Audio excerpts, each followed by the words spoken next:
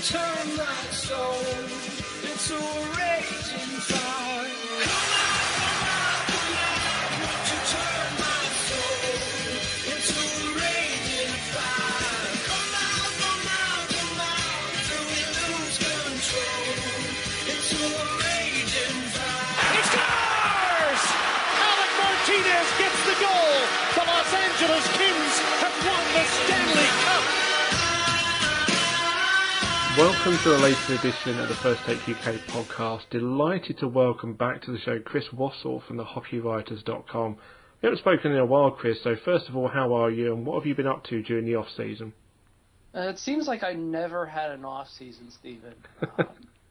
Let's see, there was the draft in Philly, there was lots of fun, lots of good times, lots of friends, and of course, lots of bloggers going crazy.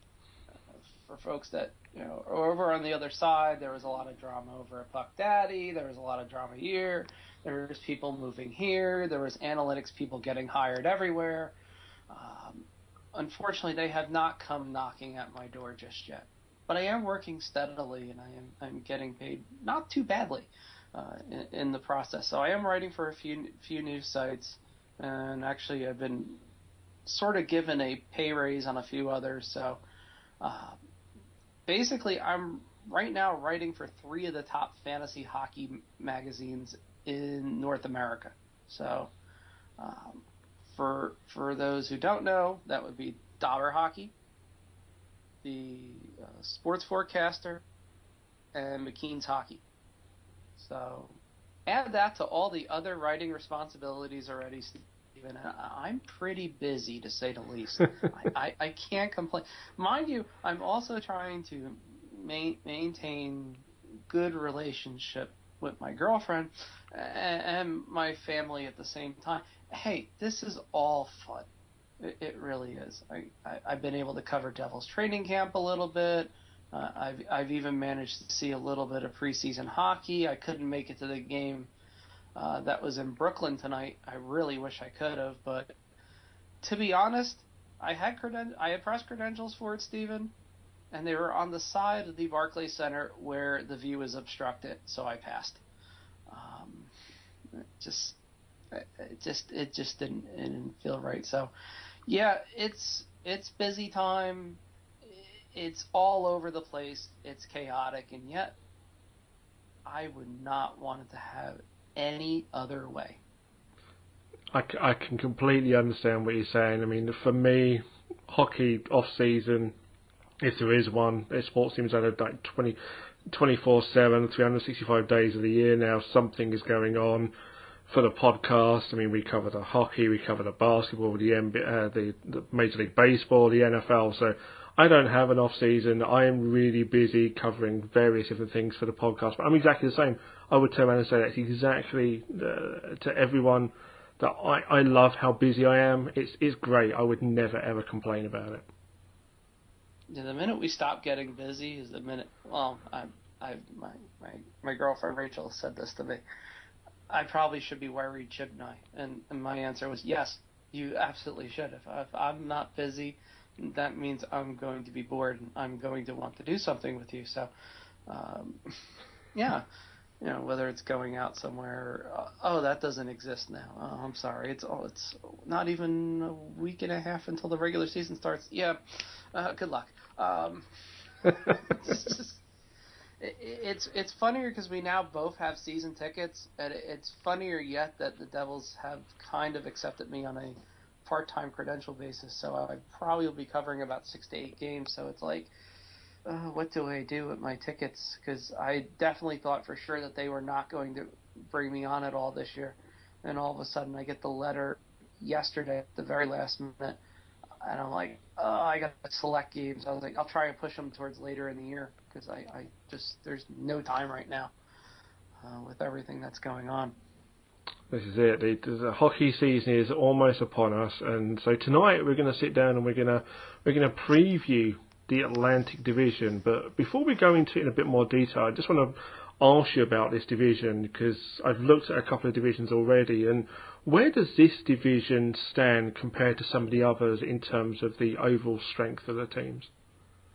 at least with the Atlantic, when you're looking at, say, your Torontos, let's put it this way, there's a very easy hierarchy as far as teams. You look, you have your locks, and they're probably, you got to think that they're Boston, Tampa Bay, and Montreal in some order.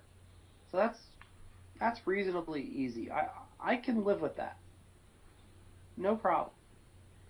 Then after you get that, you get into sort of these bubble teams, particularly Detroit and Toronto. You kind of go, well, where are they going to end up? And that's a good question. Are they going to actually end up in the playoffs?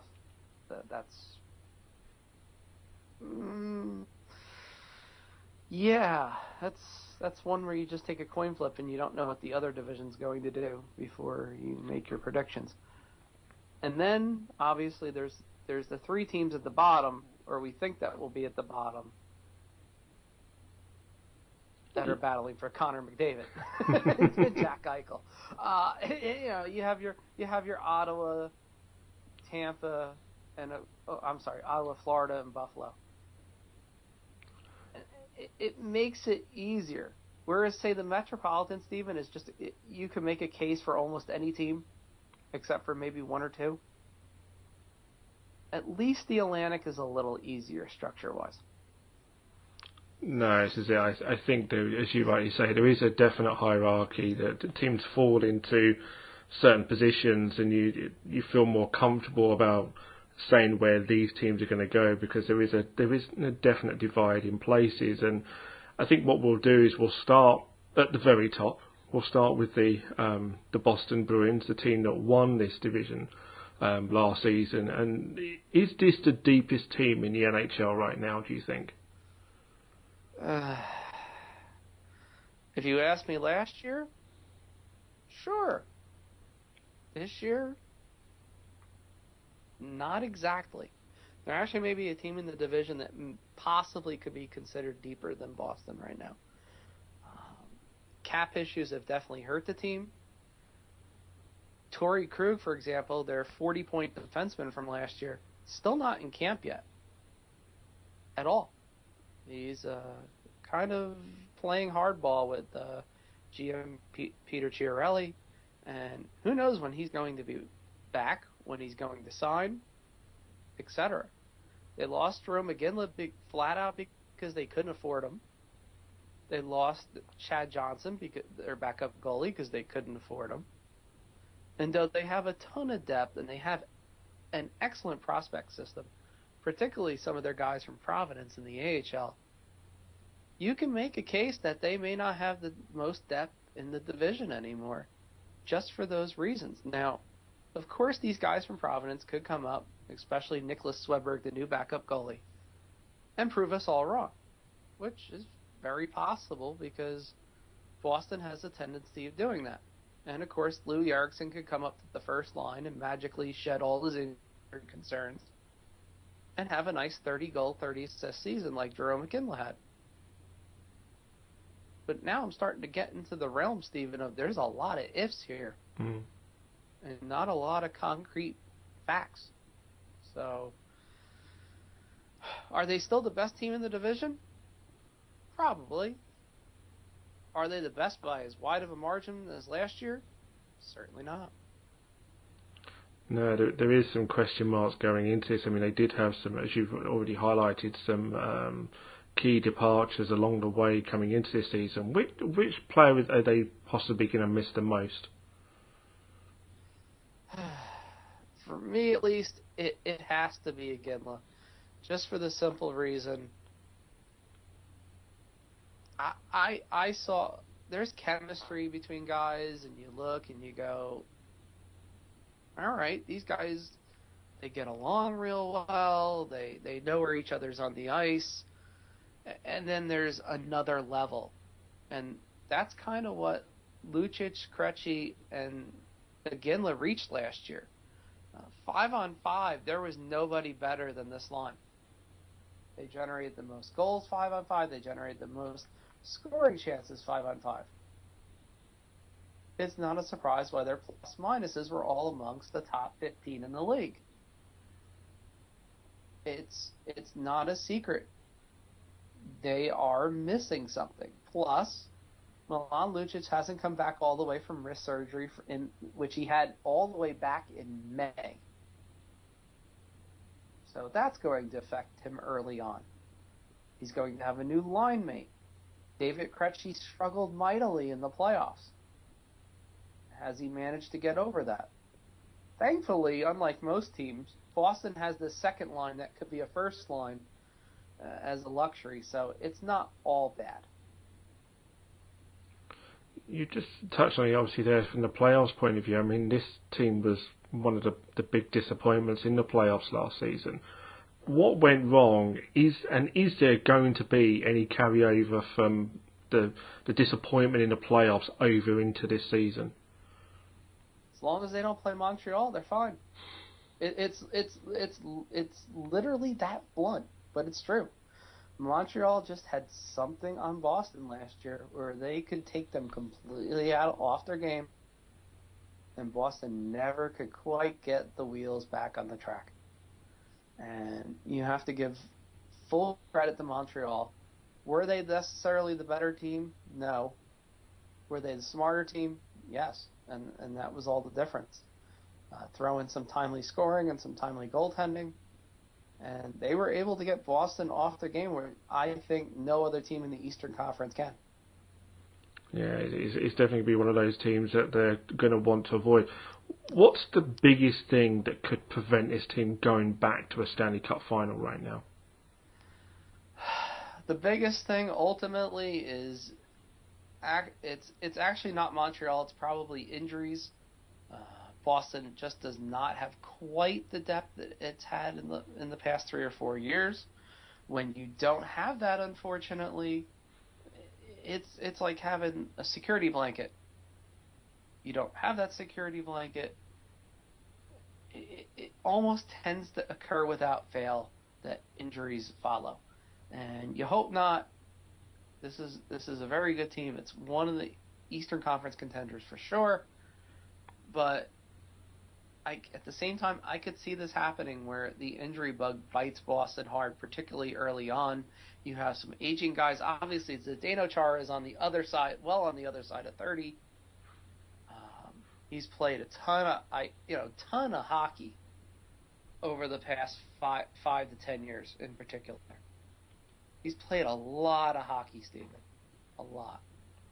And you saw it in parts of last year. You saw it in parts of the Stanley Cup Finals against Chicago, where it just looked like Chicago was going right at him by the end, and he had no answers. You hope that these guys have another gear in them that they did not have last year, because if they don't, they're very close to that. Do they finish first or second in the division?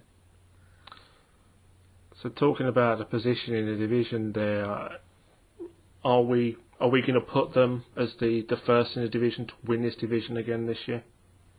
I have them first by the slimmest of margins, just because they have the best goaltender in the division. They have the best 5-on-5 offense in the division. They have the best defense in the division. That should be just enough to offset. Well, God knows their power plays just can be brutal at times, and I think that's being very kind.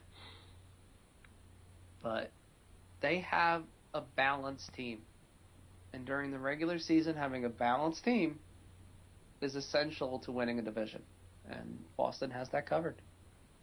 Yeah, I've got them down to win this particular division. So let's move on to the next team that finished second in this division last year, which was the Tampa Bay Lightning, and obviously they was really majorly affected going into the playoffs with the injury to Ben Bishop. And how much did they miss him come playoff time, and can he repeat the successes he had last season this season? Well, Tampa's the one team that made noticeable improvements, and they made a few big ones. None bigger probably than acquiring Jason Garrison from Vancouver. let's face it, Garrison in Vancouver was like oil and water. It didn't work. It was a disaster from the beginning. And yet, oddly enough, people don't realize this. Jason Garrison still almost had 35 points last year despite only having a half dozen goals. Last I checked, this guy has a shot. He knows how to use it. And Vancouver completely stifled his ability to score goals. They just did. You can't blame coaching staff completely. It just nothing went right in Vancouver in the second half of the season. Nothing. And basically, Steve Yzerman acquired him for very little. Very little. And to me, that was the big acquisition. I know they made a few other moves. They bolstered their backup goaltending with Evgeny Nabokov, etc. But acquiring that second power play defenseman as presence. I mean, Jason Garrison has 40 to 45 point potential in this lineup just because of how stacked Tampa Bay is. People forget that Tampa Bay has one of the best top sixes in the Eastern Conference. I think you could make a case that they rival Pittsburgh's. They might even exceed Pittsburgh's just because of overall balance. And maybe some guy by the name of, I don't know, Steven Stamkos. I hear he's good. I hear he's so good that he can shatter a water bottle. I still can't believe I saw the video with my own eyes, but thanks to our friends from the NHL store when we were in there, and I was up as they were going through the recording process for NHL Live this week. They started up on Monday, and EJ Raddick was nice enough to let me up there, and I know EJ from way back. And the first thing he had even said to us about Tampa Bay was this: don't sleep on them for even winning the division. I mean, I'm not going to pick them to win the division just because I still have that little inkling in the back of my head about Ben Bishop, and Ben Bishop does have a tendency to play the game a little bit outside the trapezoid. So I want people to keep that in mind. But this team, Tampa Bay, probably has the first or second best power play in the conference. If it's not them, it's obviously Washington. But their power play is dangerous. Victor Hedman is a 60-point Norris Trophy candidate. He had 55 last year. He has a booming shot. He's not afraid to use his body. He's progressed the way I wished Adam Larson would have in many ways. Excellent ability to play the puck. Not afraid to go into the corners. He's able to take a hit. He's filled out nicely through the years, and most importantly, is an excellent puck carrier, an excellent moving without the puck. And when you look at Tampa's first line, particularly Stamkos, on the power play, that first power play unit, Steven, moves great without the puck. Mm-hmm. They really set up well. And when Steven Stamkos broke his leg last year, they missed that for half a season. Plus the time it took Stamkos to get back to being, Steven Stamkos. But you had guys like Alex Killorn, Andrej Palat, Tyler Johnson, guys that stepped up. And they're expected to this year again. I don't see why they won't. And that's why Tampa's so dangerous. I actually have Steven Stamkos leading the league in scoring this year. They're that dangerous, Steven. Offensively, there's no doubt that this team can just score 4 or 5 goals a night. They won't, obviously. No team does in the NHL anymore. But they have that potential every night to do it. No, without a doubt. I mean, this is an offensive team that can change any particular game at any particular moment. So, what's the big concern? Why are we not putting Tampa in that number one spot in this particular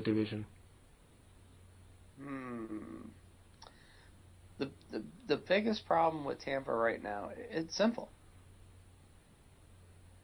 Can they stay healthy enough?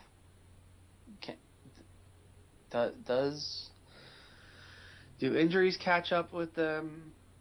Does somewhat the lack of depth catch up to them? There's a few concerns. Obviously, Ben Bishop is the big one. Everybody saw what happened last year.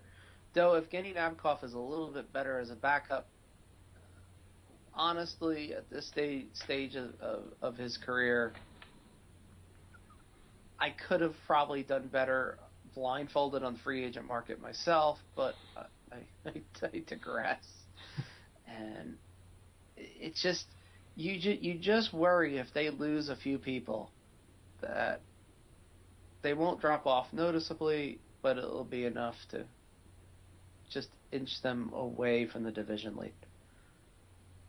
Yeah, I mean, for me, I've got them coming second in this division. Is that where you've ultimately put them? Yeah, that's the easy one. I had them up a few points. I had them closer to Boston. I basically yanked Boston down a little, pushed Tampa up, and we get something that's close to the middle. Needless to say, Boston's not going to win the division by 16 points this year again. No. I think that's safe to say. It's going to be something in single digits, and it's going to be a division race that probably goes down to the final week or two. So, for Tampa fans out there, you're still probably going to wind up facing Montreal. It's just maybe this year you'll have a little better luck because nothing. I still remember watching that series and thinking, you know what, Tampa Bay really could have won this series.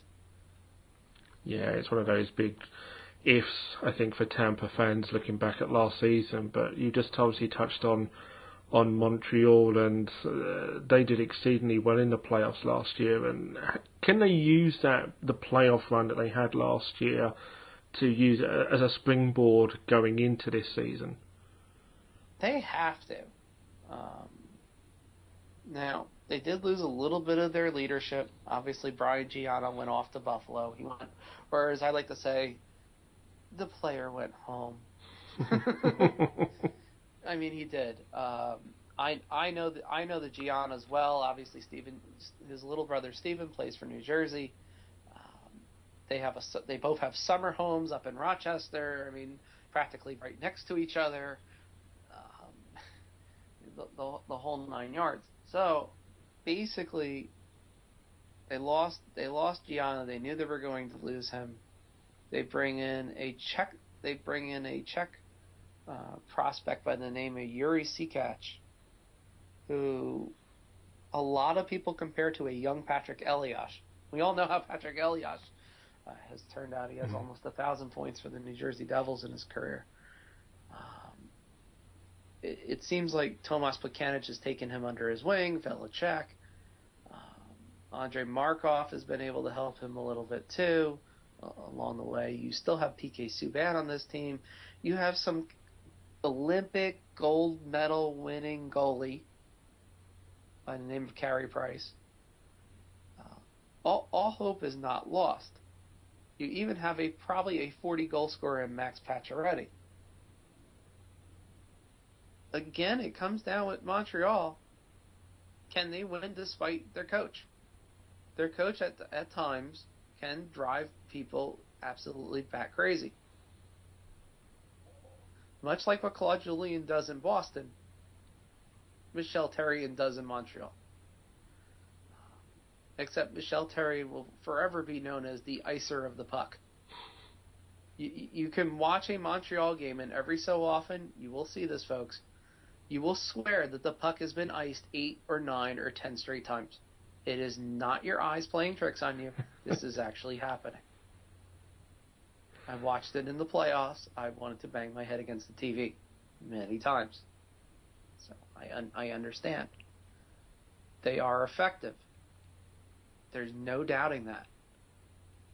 Like I said, they have probably, if not, it's a weird division because you can make a case basically that the 3 best goaltenders in the conference all come from this division.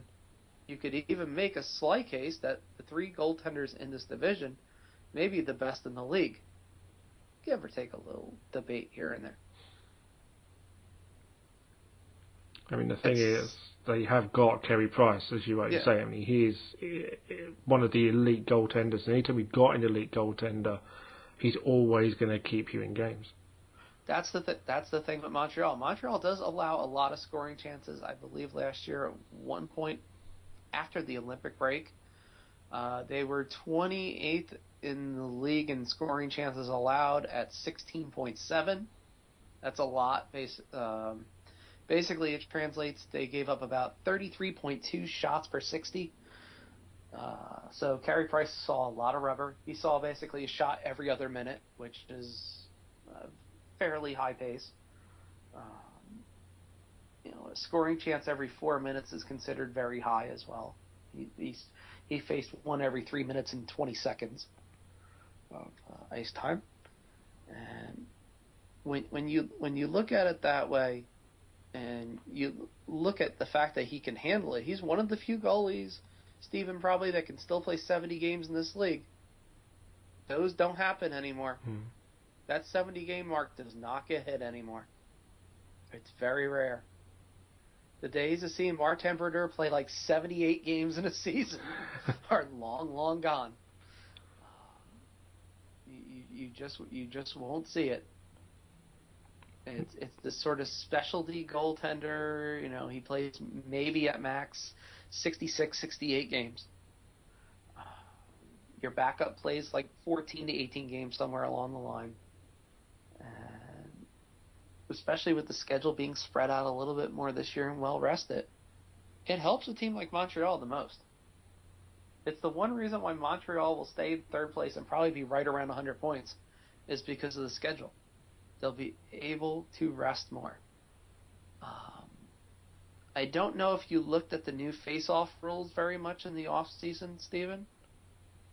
I read some bits around it. They tweaked it a little bit, and if there's one team that is going to be driven crazy by this because of their perpetual tendency to ice the puck, it will be Montreal, at least initially. Now, for example, if you hit a post on a shot, instead of it coming all the way out to the neutral zone, it actually stays in the zone. It's something that it's about time. It needed to happen. But it's going to be, especially along the line with these rules, it will be something that drives Montreal fans crazy because obviously icing the puck goes back, it goes back again, it goes back again. And there is one other thing. The league has decided to, quote-unquote, crack down on diving. There's progressive fines. The coach gets fined, too. Boston has alleged for years that Montreal does nothing but dive, and dive often. So it'll be interesting to see what happens early in the season. Because, look, Montreal, I think, dove as much as anybody. I think they just got caught more than anyone just because the Boston media had nothing better to do. It doesn't take away from the fact that they're still a very good team. They're still a dangerous team. And the one wild card I will give you, Stephen, is this. How Lars Eller plays this year. I think he's the one guy that really could have a breakout season in Montreal. Yeah. Simply because it's his time now. He's finally going to get a chance to show, hey, I can play just about top 6 minutes. Give me the puck and let me see what I can do. They've gotten rid of Thomas Vanek, which was probably the best move they can make in the off season. They're going to be a little. The offense might wash itself out, but at first, if they start slow, I wouldn't be surprised. No, this is it, and I think, for me, I've got them finishing third. I can't make a case at this moment in time them finishing above Tampa and Boston, and I'm guessing from obviously listening to yourself, that's exactly where you've got them as well. Yeah, it's kind of funny how it almost works. It almost works out too easy with the Atlantic Division.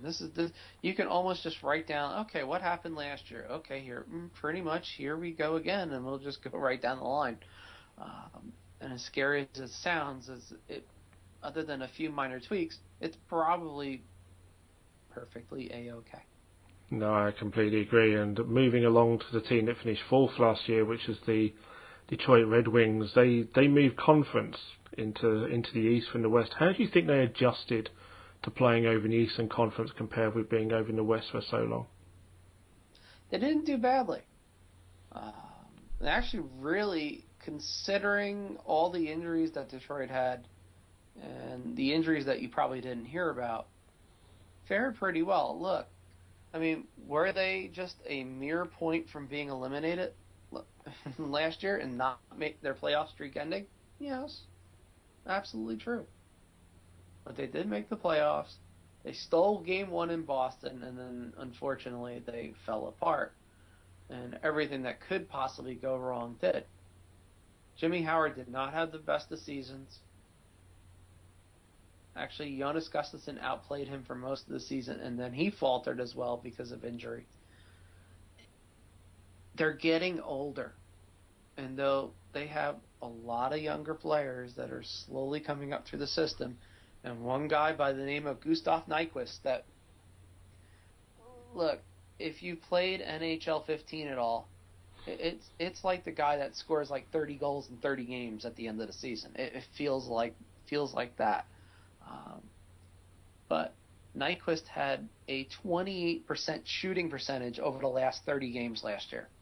It's almost in the territory of Alex Ovechkin a few years ago, who had like about 3 goals after Thanksgiving, and then in his final 60 games had 48 goals. It's exactly like that. Same equivalent, smaller sample size. The question is, can he do it again?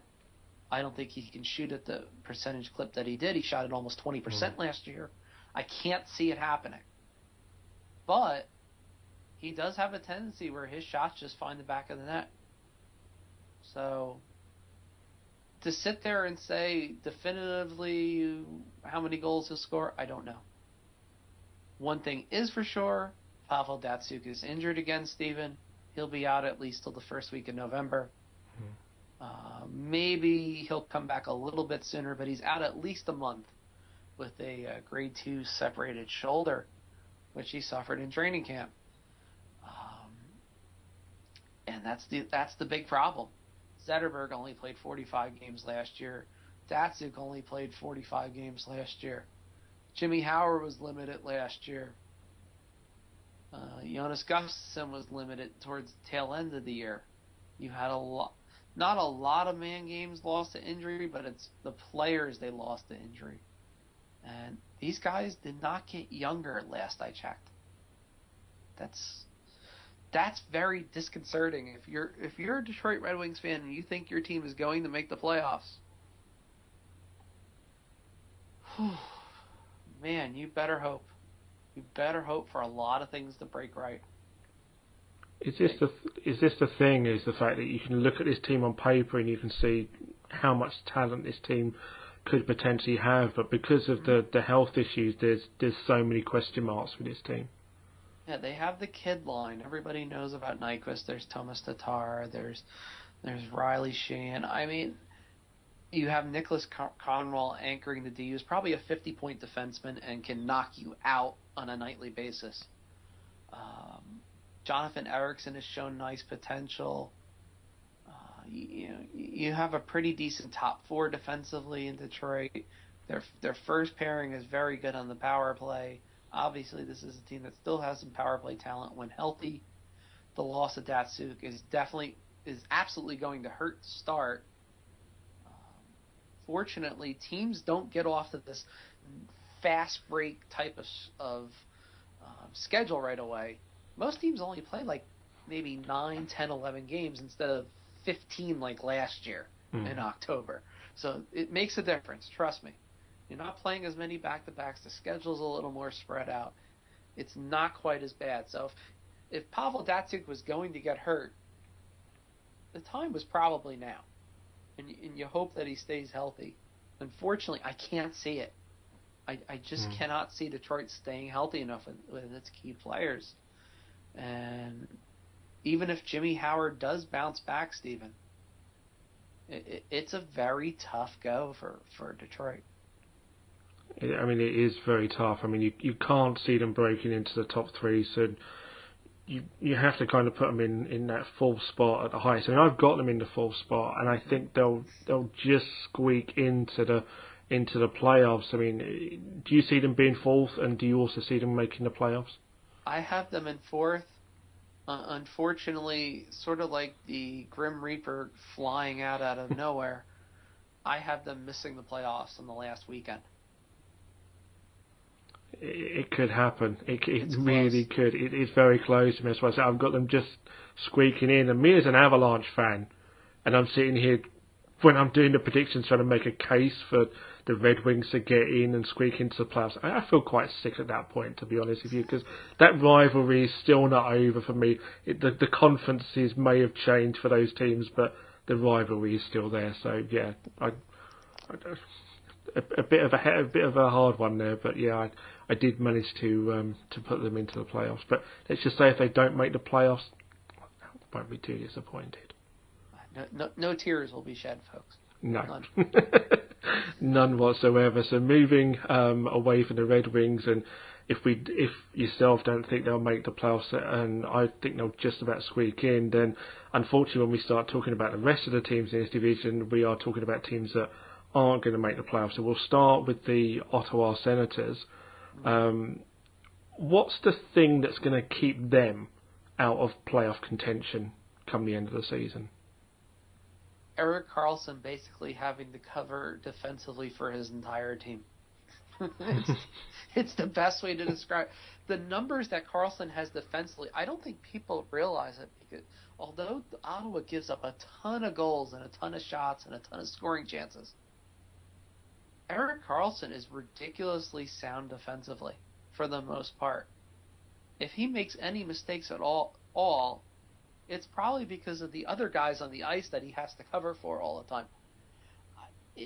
It reminds me of the days of Scott Niedermayer, where a guy is so fast and so aware that in theory he should make the guys better, and sometimes it just doesn't work no matter what you try. And yeah, the first year Niedermayer was in Anaheim, it kind of went that way, and it was why they were eliminated in the conference finals by Edmonton. Ultimately, was because the message just didn't sink in. The next year, Anaheim won the cup, got it, et cetera, et cetera, et cetera. Message sunk in. Unfortunately, in Ottawa, there's not much there. You do have a nice makings of a first line, obviously. You have Kyle Turris, you have Bobby Ryan, and probably you're going to have Clark MacArthur on the first line at some point. Milan Mikulak is still on this team somehow, and last I checked, Steven, he has the defensive ability of, well, he doesn't have any. Well, it's not pretty. I mean, granted, he is a forward, but he cannot play defense to save his life. And that, unfortunately, dragged down Jason Spezza, and that's why Jason Spezza is now in Dallas. Because everything that could go wrong last year did. There was, Bobby Ryan was injured, this player was injured, Spezza was injured. Allegedly, they're now trying to say Craig Anderson was injured during the year, though he played most of it. Defensively, they just give up too much. They just give up too much. They're going to easily give up 3.25 goals a game, easily, because they have to score. They have to score goals because they know they're going to give them up. And it's not that their goaltending is bad. It's just they cannot shore up their team defense. Spatially wise, it's not there. Even if they allow a few shots on goal less a game, it's not going to matter. They're still going to give up goals, and they're not going to be able to score enough. It's what it comes down to, unfortunately. No, I completely agree. I mean, looking at the goaltending situation for a minute, who do you think will be the number one goaltender as the season progresses? It's still going to be Craig Anderson. It was an odd sort of summer. They obviously signed Robin Lehner to a 3-year extension. And Lehner fully knew well that they were going to bring back Craig Anderson under a 3-year extension as well. It's weird how it's set up. Lehner's making about $2.225 million a year, I think, and Craig Anderson's making about $4.2 million a year for the next 3 years, which isn't bad. I mean, between the two of them, that's about $6.5 million combined. But you expected one to be able to, you were thinking that Robert Lehner would have more and more of a chance to win the starting job. Craig Anderson is a bit injury prone, and it was kind of sort of hidden last year, like I said. They're another team that absolutely cannot afford injuries. If Erik Karlsson goes down, forget it. They're battling for Connor McDavid almost instantly.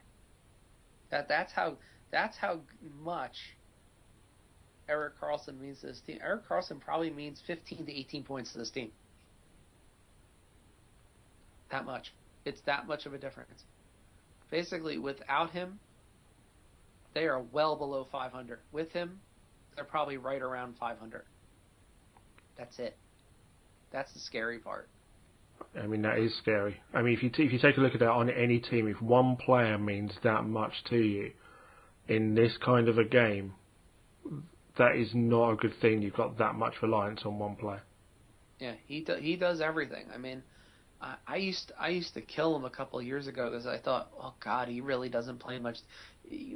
And then you start watching video, and you watch a lot of it, and then you start watching even more, and your eyes start getting red because all you see is Karlsson in these shots trying to cover for three people, and you go, wow, okay, I was wrong. I can admit this, and I'm just amazed what numbers he would have on a better team. I mean, he's a 70 to 75 point a year guy easy on a bad team. Imagine what he does on a Washington, who's a little better offensively. Oh, without a doubt, there are certain systems out there that he could profit even further in, and unfortunately for him, he's been born out in Ottawa. So, where do we place Ottawa in this division? This is where it started to get tough, and like I said, if Karlsson's injured, they finish in 7th. If he stays healthy and the team stays healthy, they probably finish 5th. I wound up splitting the difference just because, unfortunately, I think their goaltending is not going to hold up as a byproduct of the rest of their defense, and I have them in 6th.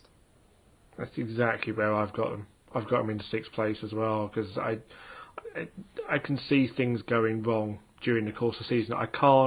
You can't forever foresee an injury like that to Karlsson.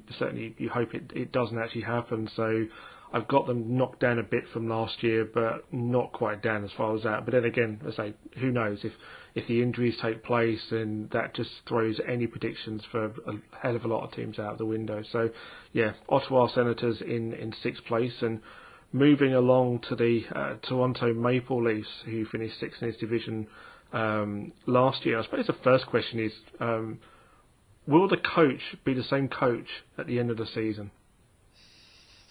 I'm amazed he's still there. I am amazed that Randy Carlyle is still the coach of the Toronto Maple Leafs. Again and again, I'll say it until my face turns blue. It's amazing. You bring in all these guys. You bring in a stats guy. You bring in a bunch of analytics. You bring in Brendan Shanahan, and yet Randy Carlyle is still coaching this team. Dion Phaneuf is still a Maple Leaf. Phil Kessel still looks as dumb as a board, and sounds it too.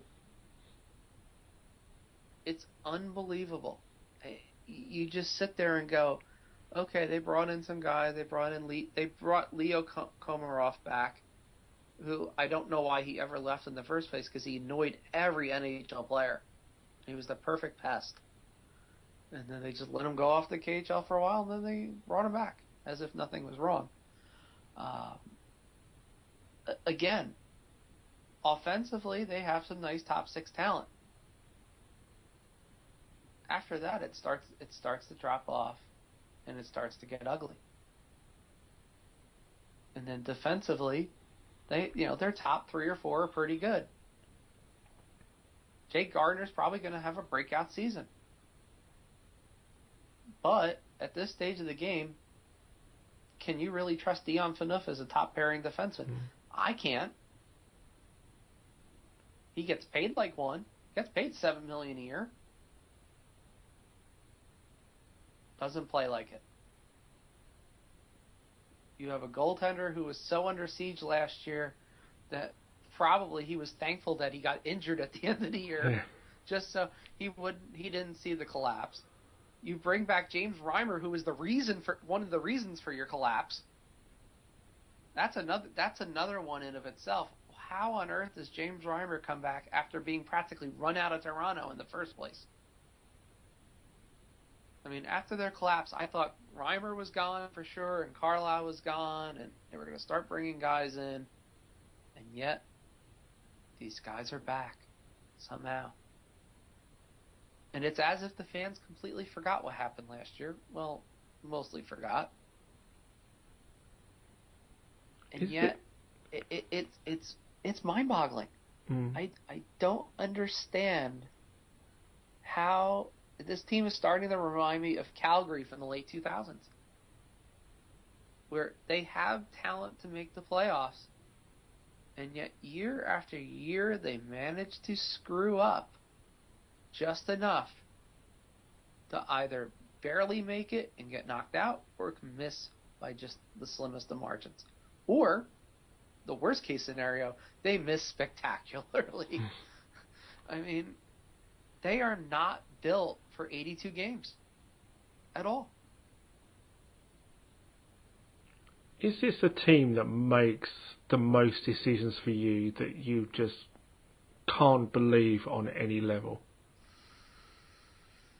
Well, there's always the Islanders, Stephen. And you can absolutely count on them for... I mean, look, they have an ownership situation where the owner is not the majority owner yet. He will be in 2 years. So that wins right there. And nothing beats that one. I gotta give them a tip of my cap. But no, you're right. They make some decisions that you just sit there and go, why are you doing? I mean, you look at some of the players and you go, why couldn't you break up Tyler Bozak and Phil Kessel? Why not? Experiment in the preseason a little bit. Experiment the first 10 or 20 games. See if something else works a little better. Tyler Bozak might be the most sheltered center in the last 10 years in the league. He really is. He's not a bad player. He does get a bum rap. He's not a bad player. He's just not a first-line center. It just isn't. Nazem Kadri should be the first-line center by now, but he's actually underperformed as well to a point, especially last season. So that's why he's not up there. James Van Riemsdyk was one of the bright spots from traded from Philly. I hope Philly sincerely is enjoying Luke Schenn. I really hope they are, because I know Toronto loves what Van Riemsdyk is doing for them. But at the same time, the line combinations, they just stoically go at almost the same combinations, and the people that they brought in aren't going to help that much. Stefan Robidas was brought in. Let's see, this guy has broken his leg how many times now? I mean, look, he's a nice enough guy. I've talked to him several times. No. Roman Polak is not exactly the most defensively sound player either. They're bottom defensive guys. Okay, look, for perspective, as a potential 7th or 8th defenseman, they brought in Henrik Talinder, who is definitely on the other side of the career spectrum. They brought him in on a professional tryout. It is probably their bottom 3 or 4 defensemen that scare me the most. Jake Gardner is probably their best offensive defenseman. He probably will be their best defensive defenseman by the end of the year. He's that good. He's one of definitely their bright spots. Phaneuf regresses more. Phil Kessel still does well. Your top 6 is pretty decent. Joffrey Lupul still goes off the reservation at some point and unfortunately gets injured. And again, Jonathan Bernier is trying to somehow hold the fort and keep this team in the playoff race. And it just doesn't happen again. So where do we put this team in this season? I almost put them in 4th just because they're good enough. And unfortunately, the problem is you fear that late season swoon. And that's why I have them in 5th. Yeah, this is a team I've got in 5th as well. Leapfrogging into that spot compared to last season, and hopefully for Maple Leafs fans, they won't have the dreadful finish to last season in this particular season. So maybe a bit of a happier time in Toronto, but not too happy, unfortunately, because they won't be making the playoffs. But let's move down to Florida and the Panthers. I mean, the first thing that stood out for me looking back at last season was that 30th on the power play and also on the penalty kill as well. You cannot win games when you're doing things like that. Yeah, there's an old special teams percentage formula where basically you take the power play and the penalty kill and you add them up and you come up with a number. And I looked at some of them last year, and then went all the way down and looked at Florida's and just went, oh, these two are supposed to add up to at least something close to 100. And oh God, that looks so bad. Okay, they're like in the mid 80s. Okay, all right, step away from the computer and don't look at this ever again. It was that bad. Now, in Florida's defense, your number one pick, Alexander Barkov, didn't play the whole season.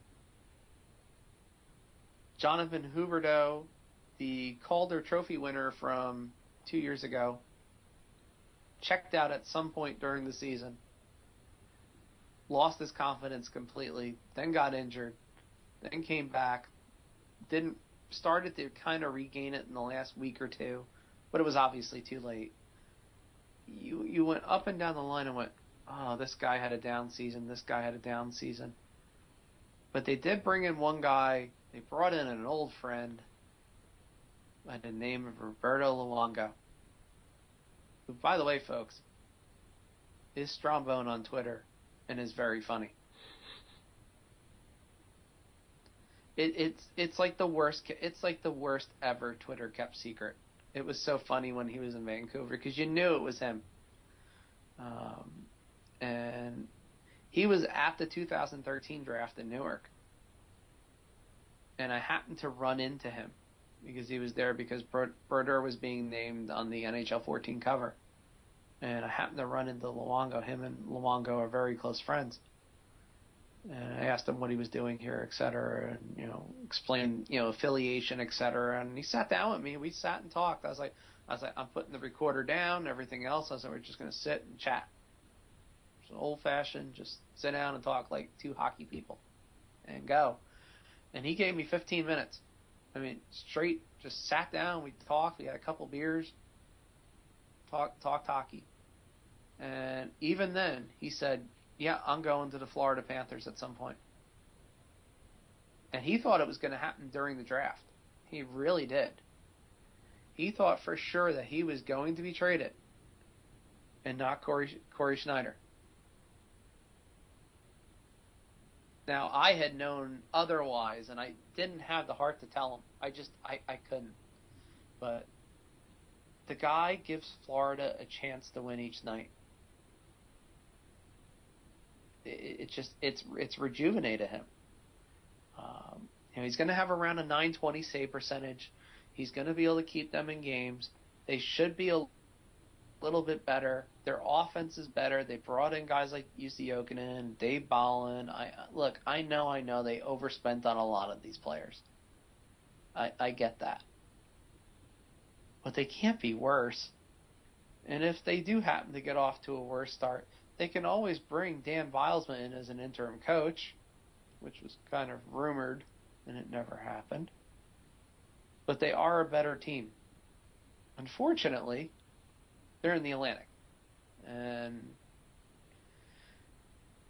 better for a team that was in the 60s last year is probably the lower mid-70s.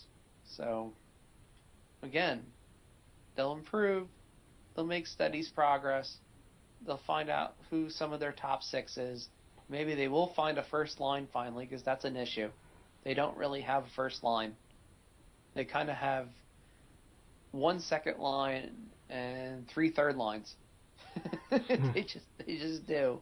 If you look at their depth chart, and they have some nice veteran leadership. They're not as bad as people think, but they're still a long ways away. Yeah, this is it. I mean, it is tough for them being in this particular division, and they've got some young players coming through. Which of the young guys do you think could make a splash this season? I really like Vincent Trocheck. I like him a lot. I liked him in his limited amount of time last year. He seemed to have real line chemistry with Brandon Peary. Also, Brandon Peary was a former Chicago Blackhawks prospect who just never quite caught on. They seem to mesh well together. They scored some goals late. Again, players like that. I do think absolutely that Jonathan Huberdeau has a big bounce-back year, and Alexander Barkov is probably a 50 point forward, mostly because of some of the veteran guys he'll be playing with. Barkov's an excellent talent. It's just unfortunate that he is kind of stuck in Florida, and that he didn't get even if he had gotten drafted in Nashville, he might have been a little bit better off. Yeah, it's tough. It's a not the best situation for some of the young guys in there. But if some of these young guys could make the leap this season, it could be interesting times for Florida. And I think this is where we kind of put them, is the fact that they will improve, but they won't get any higher in the standings. And I've got them still coming in 7th place in this particular division. Yeah, it's unfortunate, but hey, if you're a Florida fan, at least you'll be able to build a little bit more through the draft. You'll be able to get Aaron Ekblad some needed NHL experience. And hopefully in time he turns into your first-line power play quarterback. Yeah, without a doubt. I mean, that's one of the things they've got to look towards this season. And now we make the final stop on our tour, and we end up in Buffalo. The Sabres were a team last year that only had 150 non-shootout goals in the NHL. I mean, that's where you kind of almost start and finish with certainly some of the problems. Has this team made any improvement over the off season? Cosmetically, they have. That's about the best way to describe it. They have cosmetically improved. They've made it look like they're trying. And then reality hits. It just does. They brought in some veteran leadership. They have some nice prospects that can break out. Mikhail Grigorenko, I think, is going to be a very nice surprise for Buffalo this year. Brian Flynn's going to be another player that should fare pretty well. I hope Luke Adam finally gets the shot in Buffalo that he deserves. He's another forward that it just seems like he lollygagged in the minors too much, and now is trying to find his way in the NHL again. You look, you start going up and down the lineup and go, oh, thank God Billy Leno is gone. He didn't score anyway. But you just keep looking at some of the lines and some of the line combinations and go, all right, this looks a lot like last year, and they didn't have any guys that went over 50 points last year. Okay.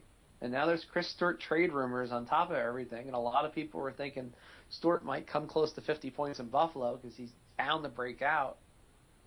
It's like, okay, well, if they trade him for next to nothing, they're not going to have too much left. They don't have a lot of foot speed. They have a high compete level because of Ted Nolan. And their defense is just not very good, and their goaltending is, let's say, AHL level. Again, I mean, you just keep looking at this and going, I talked to Ted Starkey, who covered Buffalo quite a bit. Most of what he's known for is from the Washington Capitals, but he's a lifelong, Buffalo sufferer, as I like to call it. Not a Buffalo fan, a Buffalo sufferer.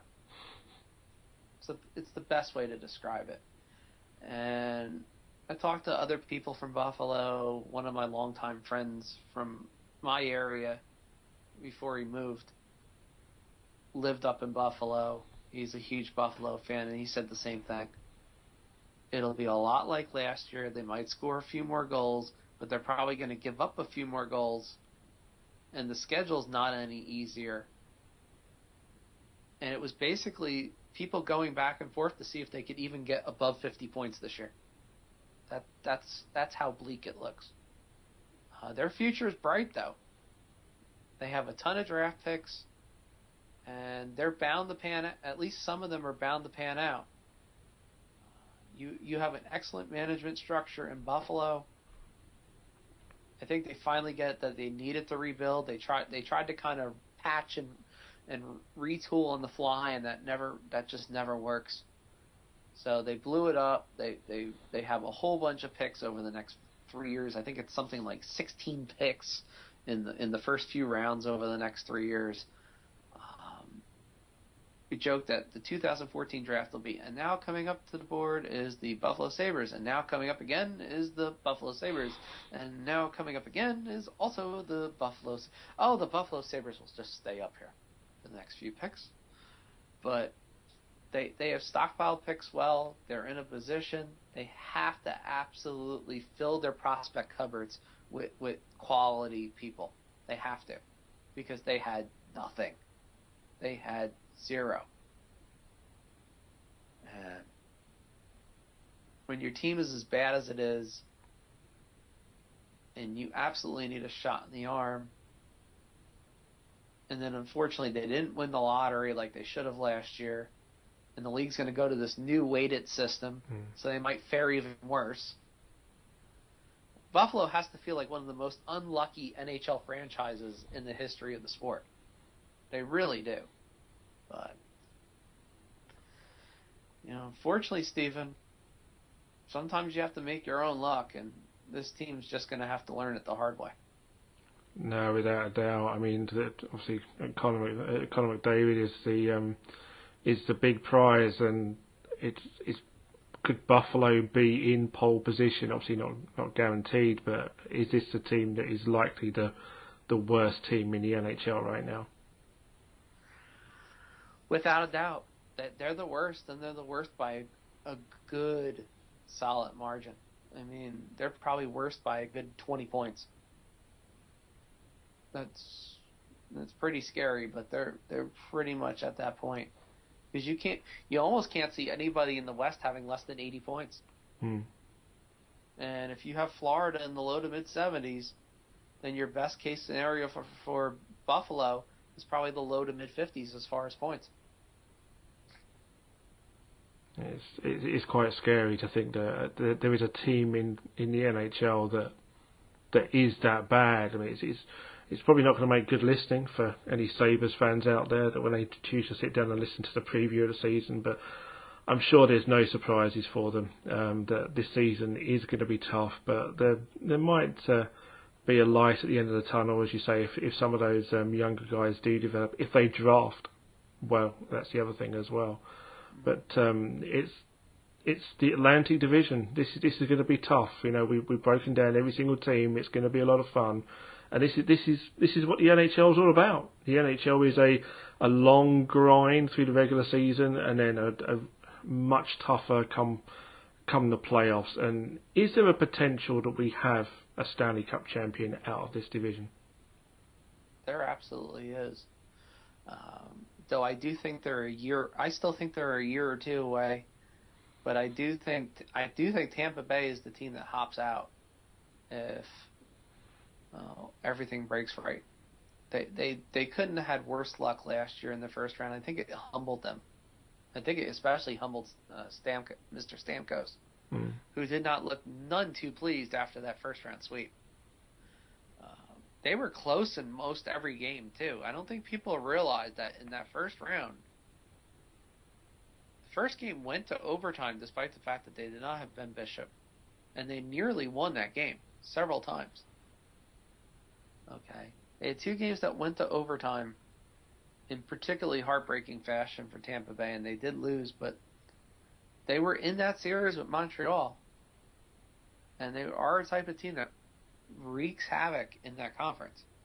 There's no question. There's certain teams that do not want to play Tampa. I know Pittsburgh was one of them. I know Philly was another.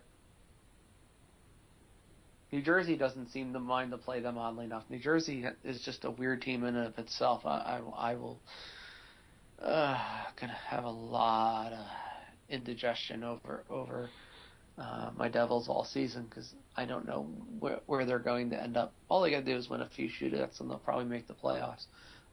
Yeah, exactly. But that's the thing.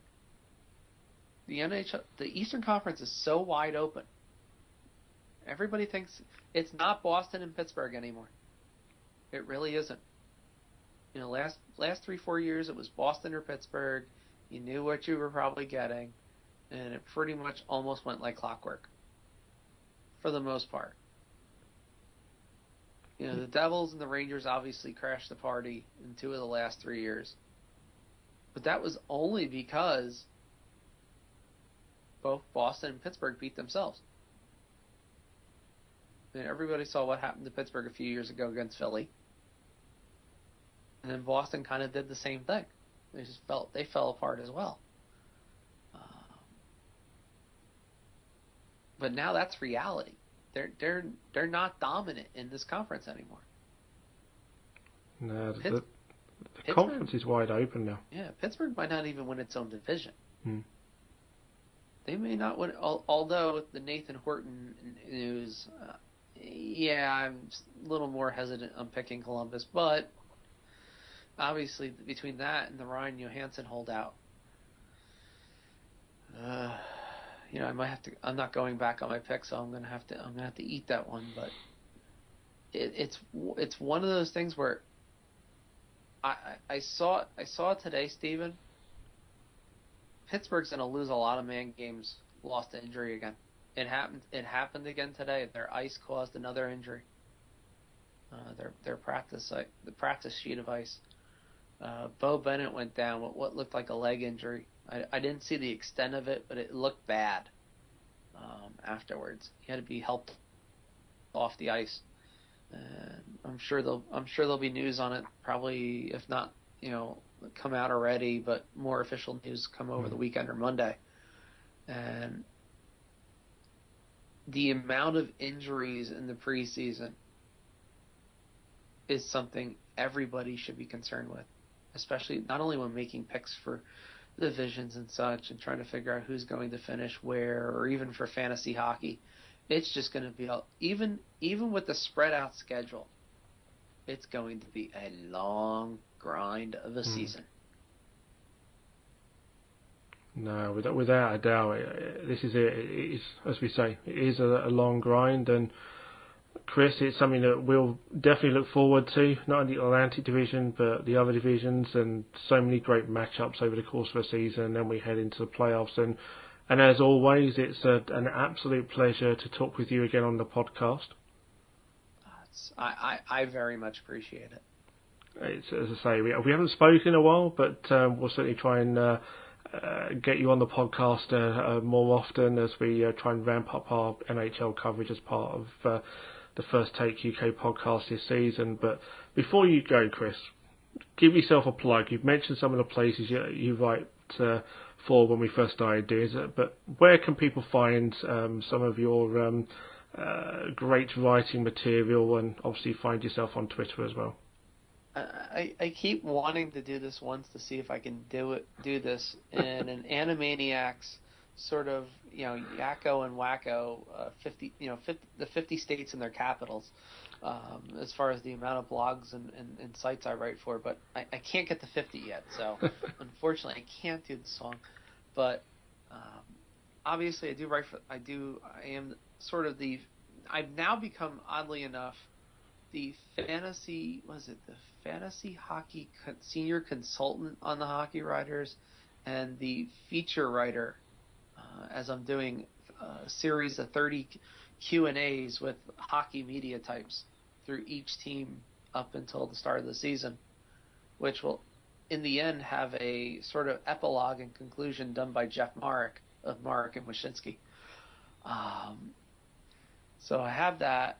I'm sort of the architect of Dobber Hockey's frozen pool and line combination settings for their fantasy hockey site. I'll be doing social media and writing for the Sports Forecaster coming in October. I'll be writing fantasy hockey for McKean's. Also for their draft guide. I do prospect writing for the Hockey Writers for their next ones. It's a series of about 50 to 60 profiles each year, spread by a bunch of the writers. Let's see, what else? I also write for Today's Slapshot, which is a group of about 7 or 8 of the best hockey writers around. Chris Nichols, Patrick Hoffman, Jamie Eisner, Ian Gooding. If I forgot any of them, don't shoot me. Franklin Steele, and a bunch of us. It's a nice group of really good writers, with not just recaps and boring stuff, but stories and rumors, and just put in a nice, neat, about 700 to 1,000 word bow. I write for them.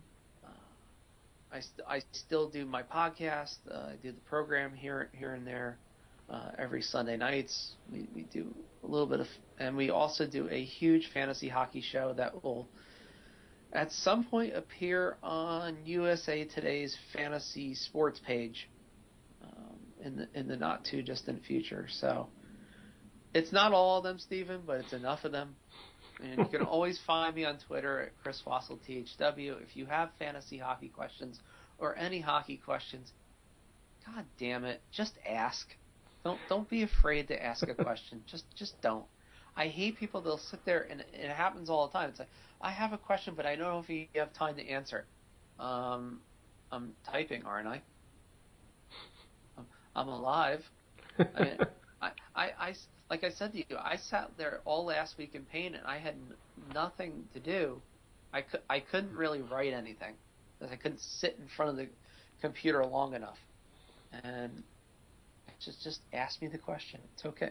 Well, I know you're in pain. Just ask me the question. Trust me. The faster I can go to sleep. It's all good. So you've heard it here, folks. Don't debate about asking that question. Just send it in, and then Chris will answer it for you. Absolutely. I do not turn questions down. This is it. Chris, as I said, it's always a pleasure to talk to you, and really appreciate the time you've given me tonight, because it's the opportunity to sit here and preview one of the 4 divisions, and I'm looking forward to the NHL season, and we obviously know yourself is also looking forward to the season as well, because it's going to come soon, sooner than we think. It's not that far away now. No, this is coming way faster, and based on a lot of my friends, they just can't believe it.